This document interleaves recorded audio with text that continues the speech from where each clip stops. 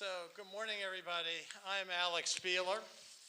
I am a research professor at George Washington University in the Environment, Energy, and Management Institute.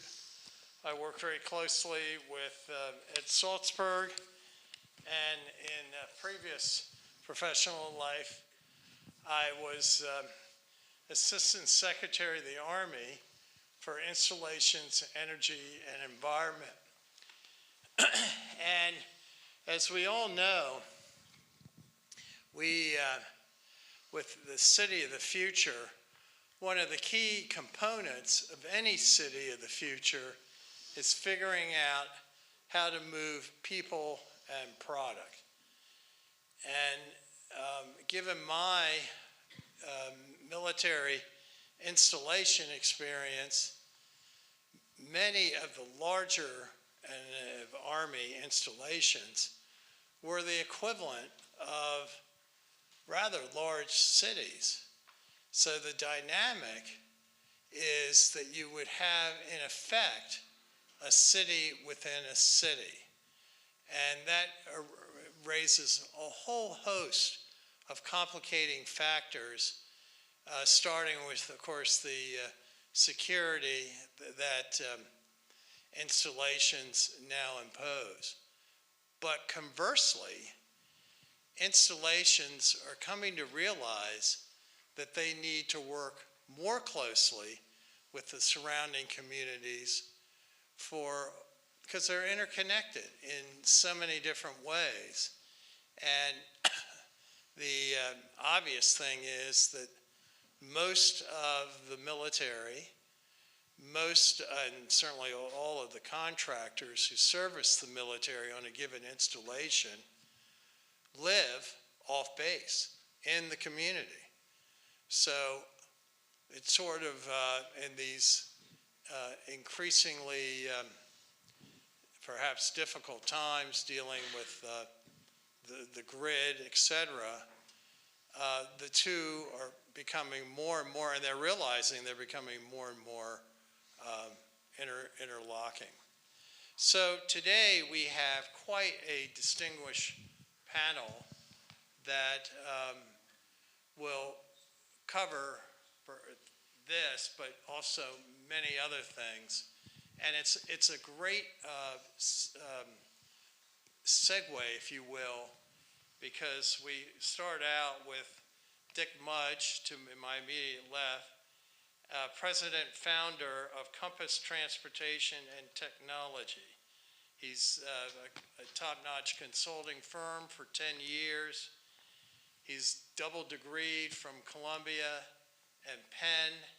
His areas have been in economics and regional economics, and he has spent 50 plus years dealing with transportation issues from the macro standpoint of finance, economics, general policy.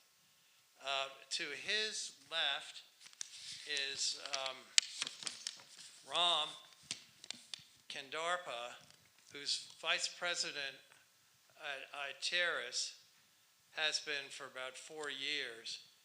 Ram got a master's in transportation engineering from Virginia Tech, and has focused his career on, not surprisingly, emerging transportation technologies, connected vehicles infrastructure,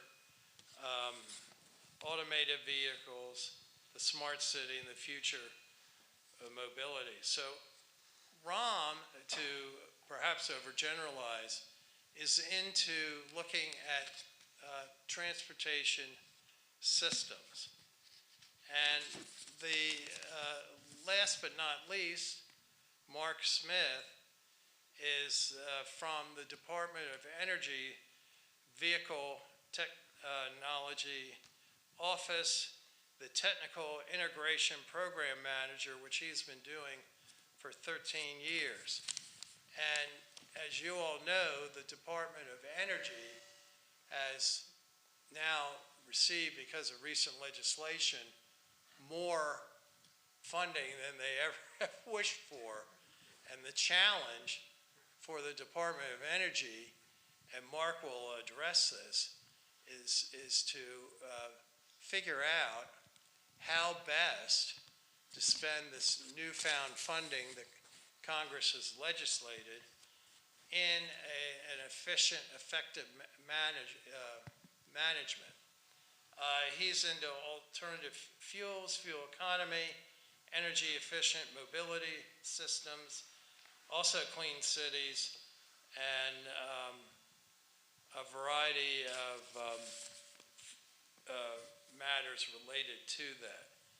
His goal basically is to accelerate the deployment and widespread use of advanced vehicle technologies. And it's through his office that a lot of federal funding is going to pass through, and so he has responsibility for implementation. So I'm going to start with Dick and ask, given your long career, how has the urban transportation field changed? Use the microphone? So to your right. I thought it was on. Yours is running. I thought. Oh, right there. Okay. All right. Yeah, they were recording, so that's key. Okay. All right. Oh, beautiful. Yeah, it's embarrassing because I do a lot of technology stuff, and if you can't make the basic stuff work, yeah, who's going to trust a driverless vehicle? I think a lot of the stuff.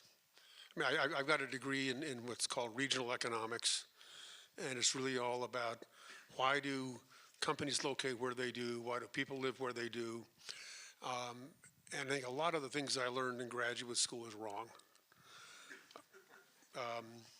And a number of years ago, I talked to somebody at Federal Highways and said, everybody says suburbs and sprawl is bad. But how come there's so many businesses located there? What's going on? So they hired me to do a study. We looked at, in a sense, looked at location theory in today's world. And things are very different. If you go back 40 or 50 years ago, AT&T's headquarters were in Manhattan, and everybody in the company was there. Now I'm not sure who's there. Maybe they're finance people. They've moved out to New Jersey, get better access to labor, but more importantly, they've split up. So each different function within the company is in the place where it makes most sense for them. R&D is in one place and so forth. So they're scattered around to the place where the economics make the most sense. And a lot of that's access to labor. If it's manufacturing, it's access to supply. So the world is very different. And you look, if you go back and if you think about mass transit, for example, most transit systems in America, certainly in Washington, D.C., they're focused on the CBD. And it's as if all the business in the area is there. In fact, you look at the Washington, D.C. area, the economic center is Tyson's Corner. And that grew up without any transit. So you're looking at places, and the economic growth that's happening is further out. And that's because it's access to labor, access to supplies. So the things that I think have changed the most are where people live, where businesses work, and that means the transportation solutions we all came up with 30 or 40 years ago will not work. There are good answers. I don't want to keep talking, but there are good answers to all this. Which you will be able to provide. Ron, same question for you. Can you hear me? Yeah. All right. Yeah, thanks, Alex. Thanks, everybody. Good morning. Thanks for coming in for the first session for the day. And we were wondering, how is it going to be for the last day? But it's pretty good. Yeah, I guess for me, the big change really is driven by the technology. As Alex said, I come from a background in intelligent transportation systems, so I'm focused more on the emerging tech and how you apply it to solve transportation problems. And my first job about 25 years ago was putting up electronic toll collection on the Dallas Toll Road. I don't know how many of you know, but actually when it first opened, it was called Fast Toll, right? So there was, people that are collecting cash in the toll booths, and then there's coin machines, and then there's this something called electronic toll collection where, we could just zip through the toll lanes. And I look at, fast forward 25 years, so much has changed, all powered by ICT, information communications technologies. The toll road is now all electronic tolling. There's no coin machines. There's nobody collecting tolls. There's no operators on the road. It's all electronic. We have smartphones with that we use for navigation and various other applications for moving from point A to point B. We have cars with technology that have the ability to wirelessly talk to each other, connected vehicles. We have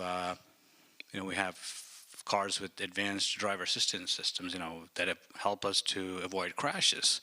And we'll talk about the crashes, fatalities, but just in terms of technology, we've seen so much happen. We have electric vehicles. We have shared mobility, right? We have Uber, Lyft kind of services now. We have e-scooters. So much has changed in the last 25 years, all powered by ICT. And to me, I think that's fabulous, to be in this industry and at this time of, so much has changed and is continuing to evolve, and it's great to be here. Well, thank you, and I do think that urban transportation has a huge role to play as we contemplate the city of the future for the reasons that you both have just said. So more on that. Mark, same question for you. Great, thank you, Dick. Good morning. Ram touched on it a little bit. At the Department of Energy and Vehicle Technology Office where I'm at, we look at transportation on the RD&D side, so research, development, and deployment. And as Alex mentioned at the outset, I'm the deployment manager. So how do we take these great technologies that my colleagues, who I like to say are much smarter than I am, because I'm the guy with a business degree and not an engineering degree. So how do we get those, out of the lab and out of that infamous valley of death and into the field? Pardon me. So Ram touched on it. There's been a lot of happening with new transportation technologies, or you could almost call them disruptive transportation technologies. So you look at ride sharing, car sharing, Ubers and Lyfts, connected and automated vehicles. And what does that do to transportation as a system? But being the Department of Energy, we're looking at that to say, well, what does that do to energy use? Is that more efficient or less efficient? And so we started on this journey about 4 or 5 years ago, and we had some of our national labs get together and do a bounding study to say, okay, if you have these new disruptive transportation technologies, if left unchecked, what's the impact on energy use? And we found it could actually be like a 240% increase in energy use.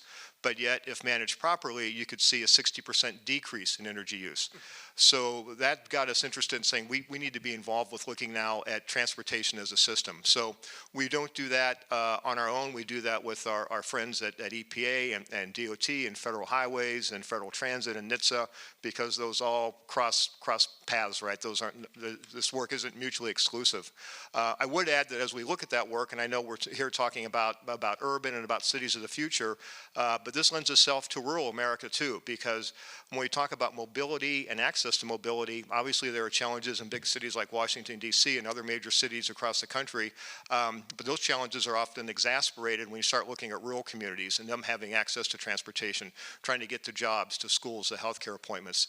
So we're really looking at that whole landscape, both urban and rural, to say how do you make these mobility choices accessible and affordable for everyone.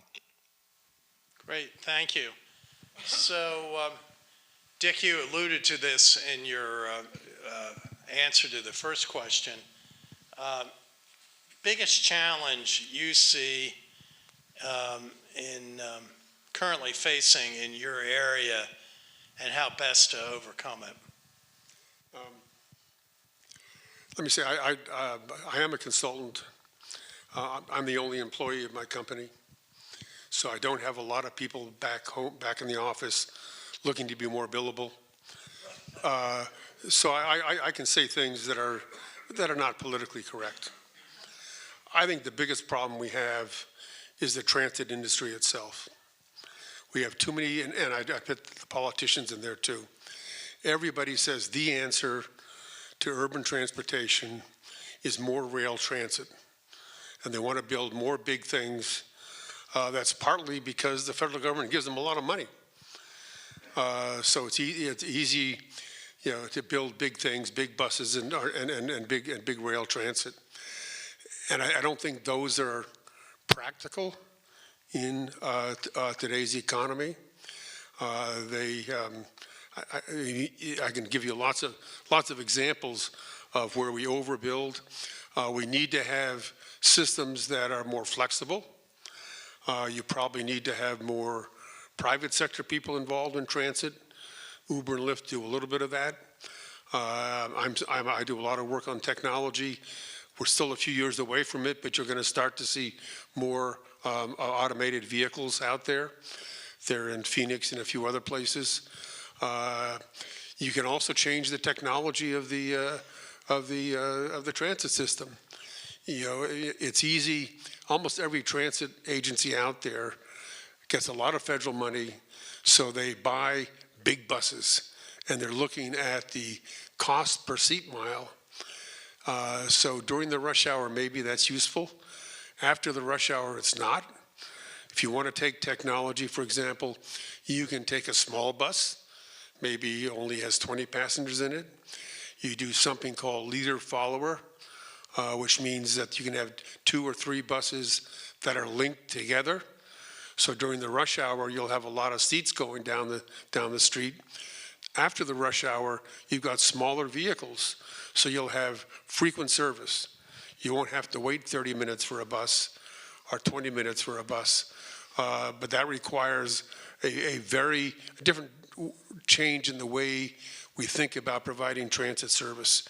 And I think a major part of our problem is politicians who like to build big things and cut ribbons. And I'd say part of it is also the leaders in the transit authorities who are not used to doing new things. Thank you. Ram, same question. Yeah, I guess, I mentioned earlier that, we've seen so much evolve and enabled by technology, right? But yet somehow we have not been able to solve the traffic deaths problem, right? Over the years, if you look at it, the number of traffic deaths has gone up, and significantly in the last couple, 2-3 years ago, we had 42,000 in 2021. That's an insane number, for us to have that kind of traffic deaths, despite all the evolution in the technology that we have, both on the infrastructure side and the vehicles. There's so much of safety technologies in the vehicles, and yet we still have so many traffic-related, fatalities, injuries, and crashes. And so, what's happening? I think it's new problems evolve as new technologies come in. We get distracted. Now that the cars are safer, we have newer problems of getting distracted. We have what's called smartphone. And so somehow we have to crack that nut. To me, that's sort of the biggest challenge is, how do you leverage the technologies, and yet, how do you bring about the behavioral change that you need to have in order to reduce these, fatalities and injuries that are happening on roadways. You look at, some of the stats, like city of the future topic, right? Urban areas experience close to about 60% of fatalities, and about 70% of them are happening on arterial roadways, not on freeways. And then you look at who's actually suffering from that. It's the vulnerable road users. About 80% of those fatalities that are happening are actually pedestrians and bicyclists, and that number is growing. So So we need to figure out how to solve that problem of vulnerable road user safety, with the technologies that are evolving, and also it requires a lot of changes in our workforce. I think we need to evolve with the times, and we need to change the workforce that we have at the public agencies, private consulting companies. We all need to evolve. It's no longer a transportation engineer or a traffic engineer that's here to solve the problem. We need computer scientists. We need all kinds of data scientists, and we're at the university campus. We need different kinds of skill sets, and we need to bring about that diverse set of workforce to help solve these problems. Thank you. Mark, same question. Yeah, thank you, Alex. I'll touch on the transit thing that Dick brought up because I think that's something that we've learned as I talked about us looking out at transportation as a system and working with our friends over at the Federal Transit Agency. They do see that challenge. They see the fact that is the bus of today really the bus, should that be the bus of the future? Because the transit bus of today really hasn't changed much in probably 70 or 80 years. It's this big box with one driver in it, and it's probably busy for about 4 hours out of the day. So I think they're actually due to be, the FTA is going to be putting a request for information out on the street pretty soon to really look at what should a new transit bus look like? Does it need to be a 40-foot or an articulated bus? Should it be a smaller bus? Does the driver need to be on the left-hand side? Apparently they've done some studies that show it's actually safer and the driver has better visibility if he's in the middle. And you need to have a door that's right where the driver comes in. So they're starting to look at some of those things, and I think we've seen that with a lot of cities across the country where they're doing the same thing. They're saying, okay, can we use smaller buses? Or if you have a great public transit system, how do you get people to and from that? It's that first mile, last mile traveled. If you have a great transit center, but somebody lives 10 or 15 miles away from it, are they going to get in their car and drive to that transit center to take a bus, or by the fact they're already in their car, are they just going to continue driving to work or wherever they're heading to? So trying to solve that first mile, last mile issue is a big challenge, and a lot of transit agencies are trying to address that. Some transit agencies have actually taken to trying to cut back those bus frequency, the routes, the frequency of those routes after rush hour is over. So a lot of them are allowing people to use their Metro Smart Card or whatever the transit Smart Card is to get an Uber or a Lyft instead of having this big bus driving around with only the driver in it. So I think there's a lot of challenges there on how again it gets to mobility. How do you make mobility accessible and affordable to everybody? And solving that first mile, last mile is obviously a big challenge. And Alex mentioned also we look at goods movement. And that's a challenge too. You talk to the UPSs and the FedExes of the world, and you talk about the final mile of delivery and how expensive that is. And the folks at UPS, they say it's not the final mile, it's the final 50 feet. That's the most expensive part of that. So they're actually looking at how do they use things like drones. Some of you may have seen some videos that UPS has released where they actually have on the top of the brown delivery truck a small box, and it opens up. The driver puts a package in, the drone takes off, heads down the road. The driver makes his delivery, meets up with the drone. So again, new technologies, again, these kind of, as we refer to them, these disruptive technologies that hopefully are making the whole goods and people movement much more efficient. Great. And now, taking from maybe the negative side to the positive side, Dick, what do you view as the greatest opportunity to take advantage of at this time, given your field? It's much more fun to say negative things. Again, I'm biased because I spent a lot of time on technology, especially automated vehicles. And that stuff is not happening as fast as people thought. There's a guy named Chris Urmson, who is the person who built the first Google cars. And about 10 or 15 years ago, he gave a speech at a conference like this. And he got up and he showed a picture. So here's a picture of my two sons. And they're 10 years old and 12 years old. And he said, they will never need a driver's license. Now, a couple of years later, he got up in front of the same group and showed a picture of his kids. They said, they both have driver's licenses. So even though you talk about technology, you have to, it was overpromised. We're now in the slough of despondency You'll see more press about saying it's never going to happen, and that's not the case. The fact that it's slower doesn't mean it's not going to be here. You start to see companies like Waymo, which is owned by Google, Cruise, which is owned by General Motors, Zoox, which is owned by Amazon.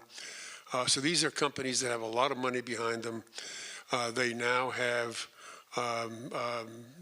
each of those companies has manufacturing facilities where they're going to be making large numbers of vehicles.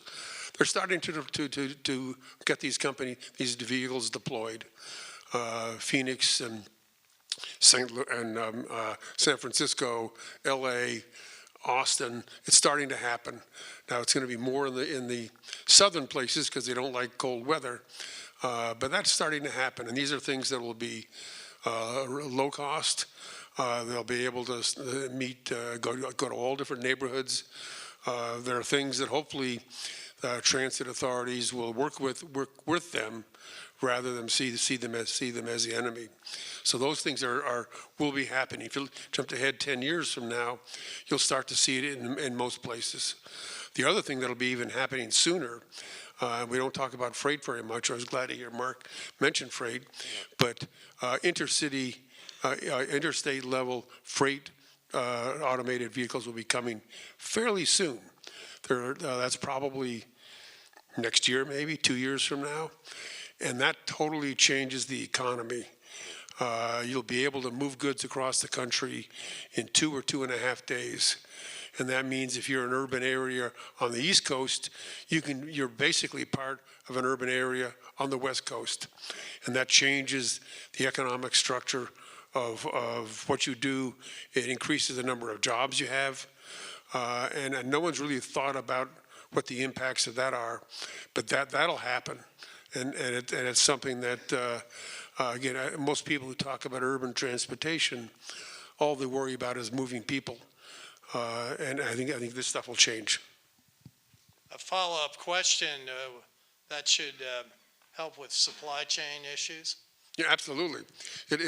This also is very important on a macroeconomic basis. You'll improve economic productivity. Key thing that happens with the technology is companies will have better access to labor. People will have better access to jobs. That has a huge impact on economic productivity. And if economic productivity goes up, companies make more money, people make more money. And the technology that's out there, and I admit it's been overpromised, but that doesn't mean it's not going to happen. And as that starts to happen over the next decade or two, we'll see major economic changes. Right. Ram, same question. Yeah, I guess to me the biggest opportunity is really with the data. For many people say that data is the new oil. Whichever way you look at it, right? But how many of you seen the movie Minority Report? Yeah, several of you, right? Tom Cruise. So he had the luxury of having those 3 precogs, right? Who are able to kind of see beforehand what's going to happen, predict, and tell Tom Cruise that he can go and prevent a crime from happening. We are at the cusp of being able to leverage that kind of technology. We don't have the precogs, but we have data, and we have the data science that will enable us to predict what's going to happen in the near future and be able to avoid incidents, accidents. Technology is already out there. The data science is already out there. The artificial intelligence and machine learning algorithms are out there where you can actually take the data and be able to shift the needle from just being reactive. All these years we've been reactive.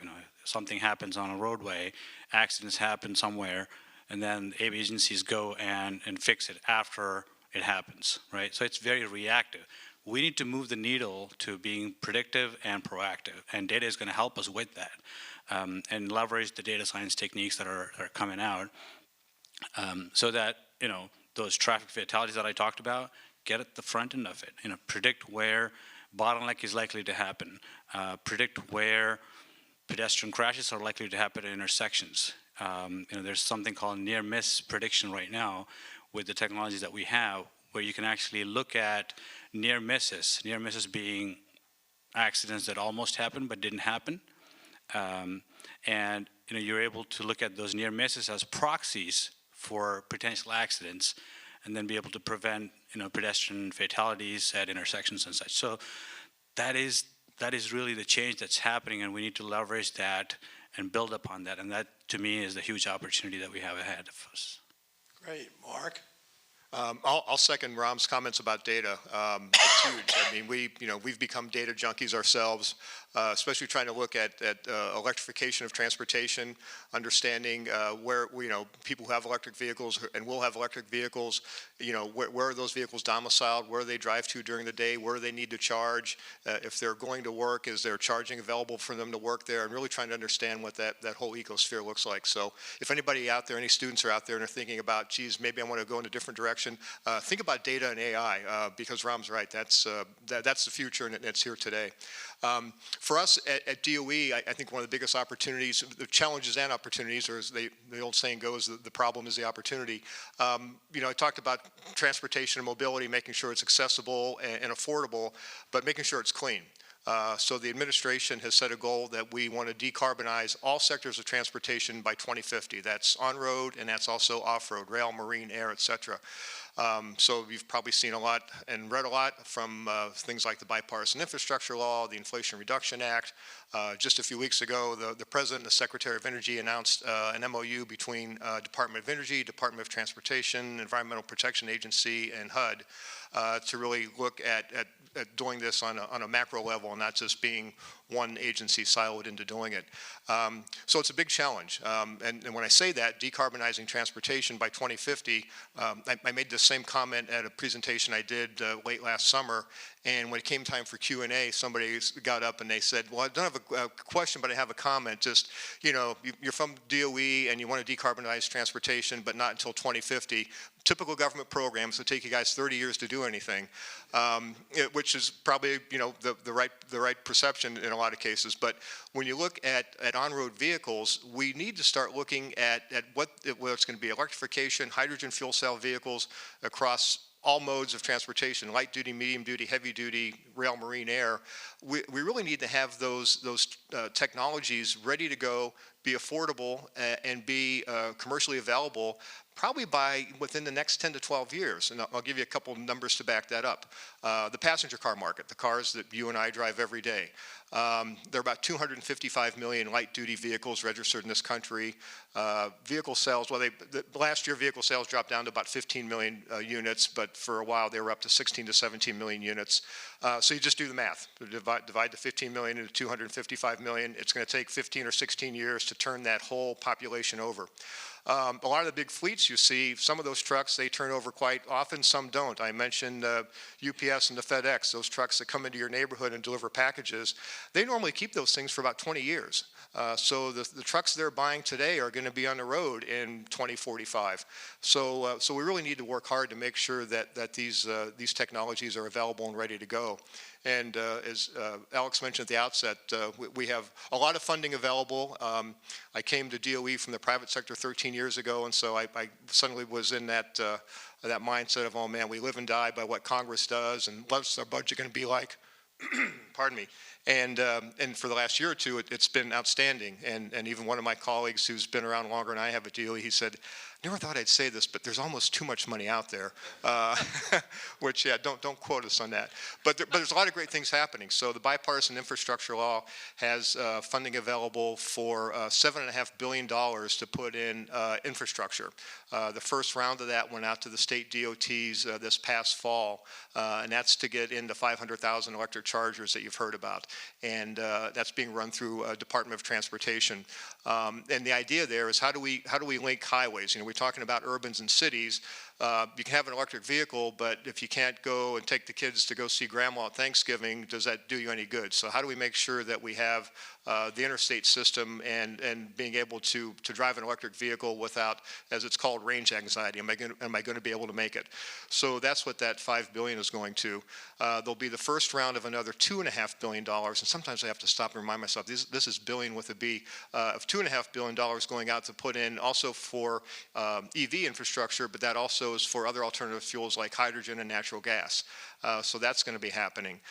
Transit within the bipartisan infrastructure law is $5 billion that goes to Federal Transit Agency, Federal Transit Administration, to start looking at getting more electric buses on the road. And if you follow the transit world at all, that's happening at a very brisk pace across the country, big cities and small cities alike. For my friend I was chatting with who's from Minnesota, Duluth, Minnesota has purchased 50 electric transit buses. There is also a number of other provisions in bipartisan infrastructure law looking at ports and airports, looking at ferries, marine applications, so a tremendous amount of funding available there. Recently announced was the Inflation Reduction Act, or IRA. It's not your retirement account, but Inflation Reduction Act. I'm not sure how, government, the world of acronyms, I'm not sure how they came up with that one, but at any rate, Inflation Reduction Act has a lot of tax credits available for the purchase of EVs, but something new and different, there are going to be tax credits available if you're purchasing a used EV. So a lot of opportunities out there, a lot of challenges, obviously, to try to move quickly to get the technologies where they are commercially available and affordable. But it's a fun time to be at DOE and to be on kind of the cutting edge of, I think, for all of us, of what we're seeing happening in the transportation world. Thank you. So as I alluded in my opening remarks, I have past experience in the Pentagon and the military services. And if there's any group, federally or otherwise, that is all about moving people, product, obviously armaments, constantly, it is the military. And as alluded to here in our discussion, there are many new programs, such as going EV, that the military is supposed to be directly engaged and is getting funding. The military, the good news is, historically, the military has been, if you will, a potential, not a loss leader, but if it works with the military, a new and innovative approach, product, whatever, there stands a good chance that you will have created a private sector series of opportunities. Because, of course, the military is the number one buyer of just about anything you can think of, starting with they're the greatest energy user. They've got more buildings and facilities than anybody can think of. It's several hundred thousands just in the United States. They are housing in their barracks, and they have hospitals and recreation and all sorts of configuration that obviously could be much more effective in their energy use.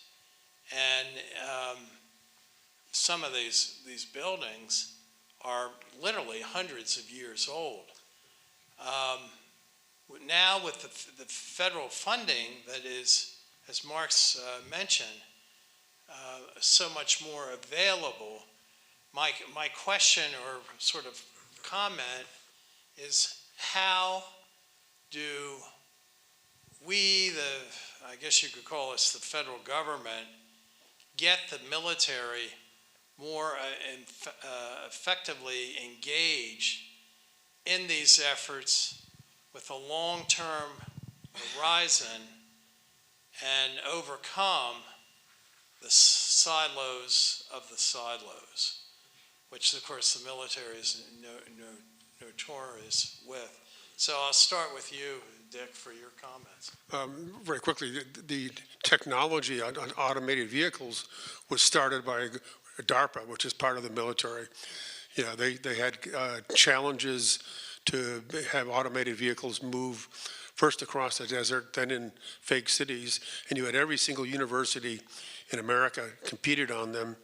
And then what happened was people from Google were watching it, and they said, maybe there's a business. So they hired these smart guys from Carnegie Mellon and Stanford and so forth, and that got all this technology started. One other quick thing from my last comment is the most important measure of the effectiveness of transportation is about access to labor. And I think if you're looking at things, you want to measure the effectiveness of that. The University of Minnesota measures the accessibility of highways and transit for every city in America. And that's stuff you should look at. And highways are 3 to 4 times as effective as transit. Thank you. Rob? Yeah, I think, I feel the military bases are a good place for, serving as test beds for these technologies. One good example that I can think of is a few years ago, maybe 4 or 5 years ago, at the Joint Base Meyer-Henderson Hall. A couple of myself and a few have worked on putting an automated shuttle on the base, for moving folks on the base. It was a really good test bed. It was a controlled environment. We could really work with the base to figure out how we want to orchestrate the route for the autonomous shuttle, and the scheduling of the shuttle, and kind of keep it constrained, within the environment. And I think the bases really allow us to do that kind of testing. We look for real-world environments. It's hard to do that, on public roads. If you really want to test some technologies, it's really challenging for us. We still do that, but it just makes it a lot more difficult because you have to coordinate with a lot of agencies, not just the transportation agencies. So I really feel that the bases are a good place to really use them as test beds for these technologies. Great. Well, I had the honor to ride on the shuttle, so it was a fun experience. Mark? Yeah, I'll echo Ram's comments. The Army bases do, or any military base does allow to have that kind of controlled environment. We did some work, Alex, I don't know if you were at the Pentagon then or not, with the Army kind of looking at other alternative fuels available for a lot of the big bases, because there are a lot of vehicles on those bases that drive a lot of miles and burn a lot of fuel. So we did some studies of a handful of bases to really look at what alternatives are out there that could be cleaner from an emissions standpoint, what vehicles are really needed. Is there a way to right-size the fleet? Does somebody really need a 4-wheel drive vehicle if they're never going off base? Is there a more effective, efficient vehicle to give them? So we did some studies there. And then as we look at electrification, we've also had conversations with the military to say, okay, if you have deployment in the field and you have electric vehicles, how do you charge those? But then once you have those charged, is there a V to X or a V to grid capability that can help provide power to those mobile bases that are set up? So again, it's another good opportunity to test that vehicle to grid or vehicle to X component. That's a big part of electrification. Great.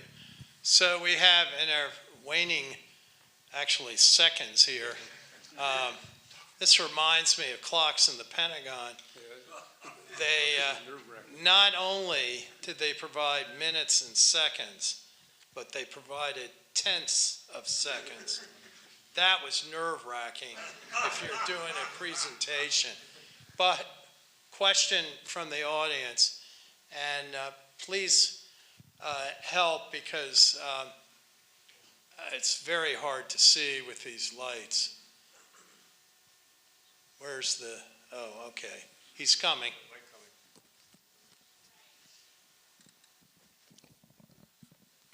Is DOE looking at the role city block microgrids can play in aggregating resources from energy efficient homes to service electric vehicles? Yeah, that's part of what I was talking about with, as we call it, V2X. I think there's, people talk about vehicle to grid, that I can plug my vehicle in and put power on the grid, and the utility will pay me. Still a lot to be done there. Some vehicle manufacturers, they don't want you to do that, and they say if you do that, it could void your battery warranty. Right now, I think a lot of the manufacturers of electric vehicles are more concerned about getting the electrons into the battery rather than trying to get them out and do something else with it. But I think looking at microgrids, or looking at the intersection of vehicles to buildings, whether you're talking about residential or you're talking about commercial office space or manufacturing facilities, those play a huge role. Frito-Lay did that out in Modesto, California. I think Frito-Lay about baking chips. That's a lot of electricity to bake chips, right? But they also have a whole fleet of electric vehicles, and so they're saying, okay, how do we get this off the big grid? And so that's what they've done is put in their own microgrid to power the plant, to power the vehicles. On a smaller scale, looking at that V2X, where you could have on-site battery storage.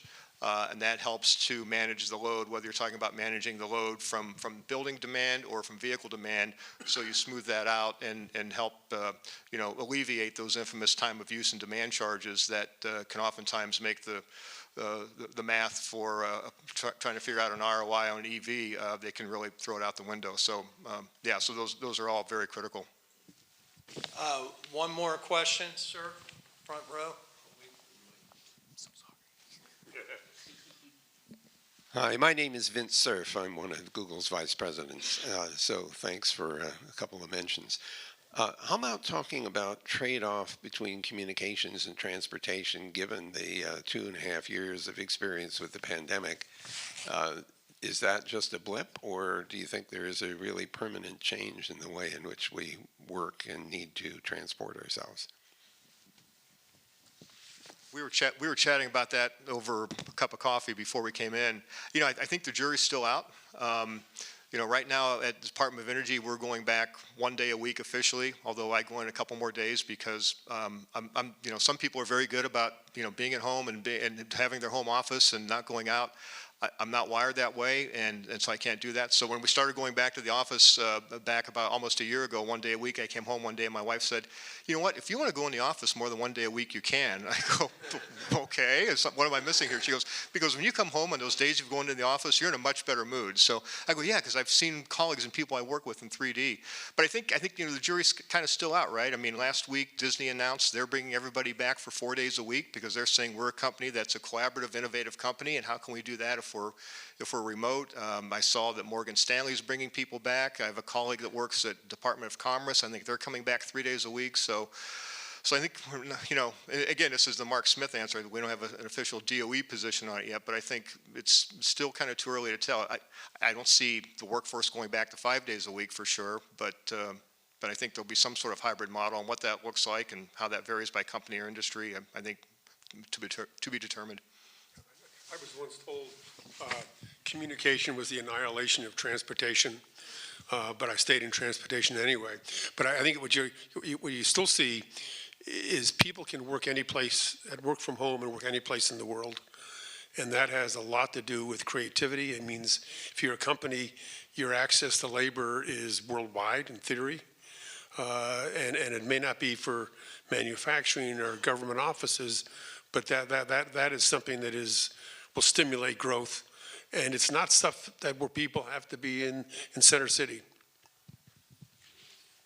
I want to thank the panel for a great discussion.